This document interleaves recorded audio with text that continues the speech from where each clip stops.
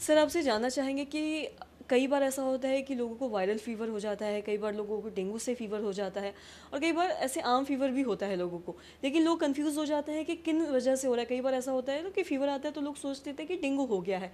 लेकिन viral fever और dengue में क्या अंतर है समझ नहीं पाते, तो क्या आप बताना चाहेंगे? बहुत सही प्रश्न है मुस्कान जी।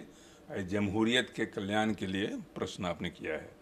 आजकल जितने बुखार आ रहे हैं हम लोगों के पास, हर आदमी परेशान रहता है कि डेंगू तो मुझे नहीं हो गया, चिकनगुनिया तो नहीं हो गया, और आप टेस्ट कराती हैं तो डेंगू चिकनगुनिया नेगेटिव आता है।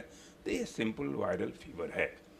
बराबर जितना वायरल फीवर होने का मतलब यही है कि आपके अंदर का रेसिस्टेंस पुअर है, कमज़ोर है। तो ये सारे वायरस आपको अटैक कर रहे हैं। तो ये सारे वायरस जब अटैक कर रहे हैं तो ये वायरस में कई तरह के वायरस, रेस्पिरेटरी वायरसेस बहुत सारे हैं, तो जो आपको लंग्स में अटैक करते हैं। पार्वा वायरस है, बहुत सारा अल्फा वायरस है, हेपेटाइटिस वायरस है, उसमें भी कभी कभी फीवर आता है। और डेंगू चिकनगुनिया जीका वायरस। तो जीका वायरस, डेंगू, चिकनगुनिया सब सब मच्छर जनित वायरस है, जो मच्छर से वेक्टर होते हैं, वायरस फैलाते हैं। तो वायरस की बीमारियों से बचने का मूल मंत्र है मुस्कान जी कि अपने शरीर के इन्नेट रेसिस्टेंस को, जो अंदर प्रतिरोधात्मक शक्ति है, उसको आप विकसित कीजिए। वो कैसे होगा?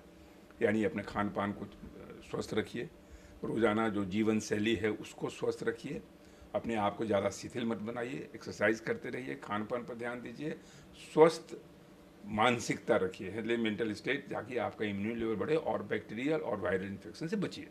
एक बात मैं आपको कहना चाहता हूँ कि जिस तरह के वायरल इन्फेक्शन से सोर थ्रोट हो गया, सर्दी हो गई, सोर थ्रोट हो गया, बुखार हो गया, तुरंत लोग टेम्पटेड हो जाते हैं एंटीबायोटिक लेने के लिए।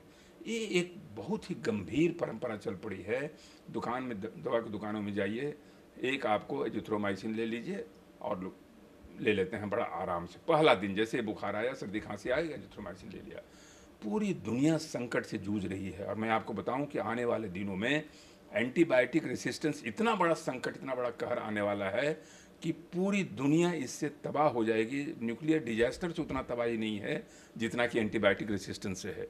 और अमेरिका में जितनी मौतें हार्ट डिजीज, डायबिटीज से नहीं हो रही है अभी, पोली माइक्रोबियल रेसिस्टेंस को एंटीबायोटिक, उसकी वजह से हो रही है। और उसका कारण हम हैं, क्योंकि इतना इनडिस्क्रिमिनेट यूज ऑफ एंटीबायोटिक्स कर रहे हैं वायरल बीमारियों में। जैसे कोविड वायरस, वो भी वायरस बीमारी थी, आप जानती हैं कि कितना ज़्यादा कहर आया। और कोविड में हर आदमी देखिएगा बिना डॉक्टर की सलाह के भी, चाहे डॉक्टरी सलाह से भी, बिना एजिथ्रोमाइसिन के और कोई एंटीबायोटिक लिए हुआ वो रह ही नहीं पाता, जबकि उसका कोई रोल था नहीं।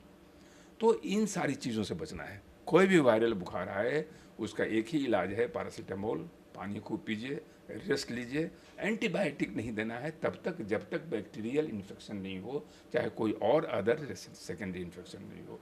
बस इतनी मेरी गुजारिश है। आम जनता को मैं संप्रेषित करना चाहता हूँ ये संदेश कि वायरस की बीमारियों में, छोटा मोटा बुखार में, सर्दी खांसी में, वो 5-6 दिन, 4 दिन खुद ब खुद लेकर वो चला जाएगा। एंटीबायोटिक लेने से परहेज़ रखिए, अपने आप को सुरक्षित रखिए, समाज को सुरक्षित रखिए, राष्ट्र को सुरक्षित रखिए।